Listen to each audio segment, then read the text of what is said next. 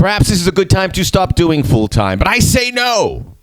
I say we march on. This is important work. And you know what? There's a lot to talk about as it applies to soccer, to football, to all sports that are out there. We're going to hear about it. Things are fluid. Things are changing. The dates when leagues say they may come back. Things getting canceled. To when? We're waiting. Periods like the IOC waiting 4 weeks. A deadline to postpone the 2020 Tokyo Olympics. What are you waiting for? Seriously. They want it starts in July 24th. It's not happening. It's not happening. So it's a scary time. I get it. I don't want to scare anybody. I think there's a lot of reason for optimism out there. There's a lot of terror Twitter going on. I would encourage you to listen to your leaders, your elected officials. Also, some people would be reluctant to do that right now, but anyone there who has power, because they can determine now what we do on a daily basis. I'm in Los Angeles. I got to listen to the governor of California, the mayor of Los Angeles. You have to. They address that. Everyone's watching.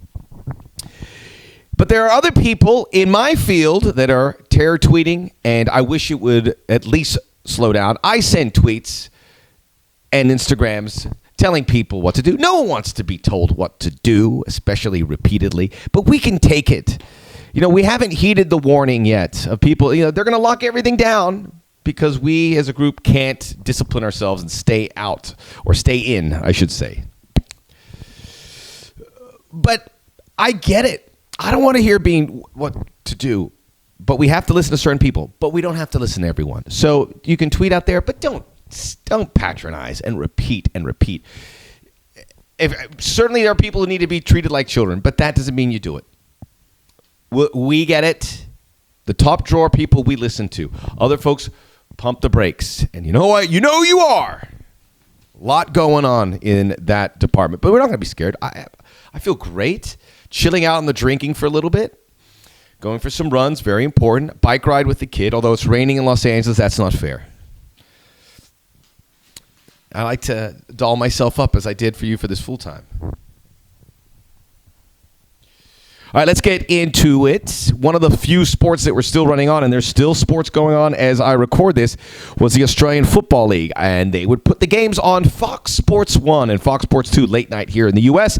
I would be thrilled. I'd watch it. I grew up in Australia as a kid, so I had my favorite team, the Collingwood Magpies. Big round one victory for them. And I was watching the game between Hawthorn and Brisbane, and they said at halftime, the CEO of the Australian Football League is going to address everyone, the Australian public.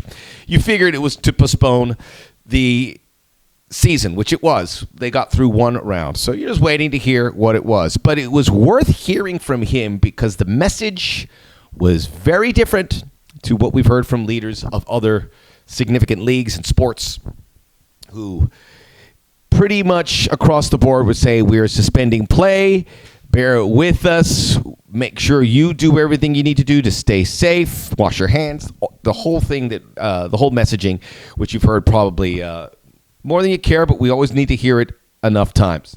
That was the message. It was different from the AFL CEO. He said this: "This is the greatest financial crisis in our history.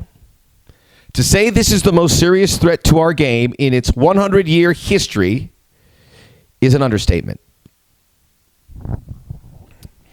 He is viewing it differently. Everyone's aware of this. We can tell you it's all right. We're going to be back. We're going to have a full season. But he knows this is not a league with a huge broadcasting public. It doesn't draw a lot of money in. It's like people coming to the stadiums, advertisers, and they only really air in Australia. They get no money from airing it here in the U.S. They get no money. So this league is pretty tight when it comes to hitting the bottom line and staying in the black. He knows that this is going to be a seismic hit to his sport. They won't be able to pay players. They won't be able to pay staff. Fans will get disengaged. Fans won't spend money. Advertisers will pull out. That's how it works, as I'll get into here a little bit. And to hear that was pretty chilling. It was pretty chilling, I must say, because sports are so important, and when they return, it's going to be triumphant. But clearly nothing's going to return to the way it used to be. There are going to be a lot of changes, but survival is key. And you could see it etched on his face. He knew this was... he knew there were repercussions. Now we have to wait and see. They have a shutdown, I believe, of mid-May. We'll see where it returns. A great sport, by the way. I really enjoy it. The Premier League had a meeting with its execs, and it was determined that it will cost the league £762 million. I imagine that's about $1 billion in lost broadcast revenue if the teams fail to finish the season in 2020. I think it's important to use the Premier League here because they are in another tax bracket with regards to leagues. You know, the Serie A, unlikely that it will return to action. They can't lose its broadcast money. It can't lose any of that, but it's not at the level of the Premier League. But President Brescia team in the Serie A, Massimo Cellino, said the Serie A games should be canceled until we've finished with this plague. Our hearts go out to everyone in Italy. Spent a couple summers in Italy. Love the place, the people. It kills. It hurts when we see what's going on in China and in Spain. But you know the Italians been hit so hard. So we forza Italia. Back to the Premier League situation, and there's an opportunity for them. Now, Major League Soccer doesn't have a huge broadcast deal. That's not where it butters its bread. The money from the fans, the advertisers, really fill the coffers here. They need fans at the games until one day when the broadcast deals are there. But the Premier League is on the same level or close to the levels when you talk about the NBA and the National Football League. The NBA is being affected by this. The NFL, their season doesn't start down. So of all the leagues, their effect will likely be the least timing. And it's been business as usual for them. The NBA is going to take a hit when they don't get games because the broadcast partners are going to do what is happening in the Premier League. And when you look at what they could possibly do, you know, the first thing is when we can get in there, we can get games played without the fans, without the supporters. And I think that the Premier League probably should look into that to make these games whole because it's about the bottom line. I know people say it's not about money, but hey, we're thinking about other things. That has a trickle-down effect to a lot of people. And by the way, the broadcast deals, when they go into playing for the Premier League, that's when these clubs spend money on players because they want to be part of the Premier League. They don't want to get relegated. So they spend. So the salaries are through the roof. And everything is improving in there, but they're not going to be able to pay these players, which obviously is at least a concern of the guy who's a security detail there at Goodison Park. It affects everyone.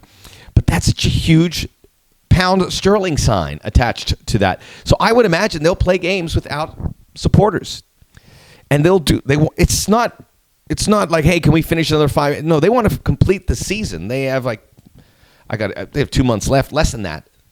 So it's a small amount of games, but they want to do it. But that's just a huge amount of money for that short amount of games. But that's what we're talking about, and that's what's keeping people up late at night with regards to There is one exec saying 100% commitment to complete the season, whatever it takes. Whatever it takes. I like these quotes. Their start date has been pushed back to April 30th. April doesn't seem feasible for anything right now. So another punch in the stomach. Obviously, a lot of players and folks around soccer teams are feeling the brunt of the coronavirus, certainly in the Serie A. And then we got the news, Paolo Maldini and his son Daniel both got positive tests. When I heard this, it hit me. It hit me. Paolo Maldini is the epitome of the Iron Man. He played 647 Serie A games for Milan, all for one club. Incredible. I doubt he would have ever gotten sick. He probably rips right through colds. He's probably ripping right through this, but it got him. I don't know the severity, but the Iron Man, he's the Iron Man. And he got it. And obviously, that's going to continue when we hear names, and his son as well. We wish them and everyone back in Italy. It's close to a return to normal soon, we hope. Paulo Dybala of Juventus tested positive as well, and he tweeted out that he got it, and I believe his girlfriend too. He tweeted out, not through the Juventus Twitter handle, his personal handle, and he said it. And I imagine if you contract the coronavirus, because it's got a lot of attachments to it, you don't want to sing it to the world. You don't want to tell everybody. You want to, maybe in your best moment, say, I'm not going to tell anyone. I'm going to lock myself in the room for 2 weeks until it's gone. We have to tell people. And I would say this. If I get the coronavirus, and I'm asymptomatic, a word we've heard a lot lately, and I doubt I'll be getting a test anytime soon, but if it gets to that, I will tell you here publicly. And I'm not trying to be a tough guy. I had to hear it from Dybala. When I saw that, I go, that's how you do it. Can't hide, because in the world of flattening the curve, if I knew I was having dinner with Paolo Maldini, then I would have a concern. And it's because he said that. Or if I was having a jog with Paulo Dybala, a concern. If you and I were doing some jiu-jitsu and I had it, you know what I mean? So I promise you that. And please do the same, because we've got to be transparent through all of this, and let's be good. Don't be scared. We're going to do this. Stay occupied. Try and get into a regular routine as best you can. Maybe one IPA instead of two. Subscribe to Full Time. We'll be here.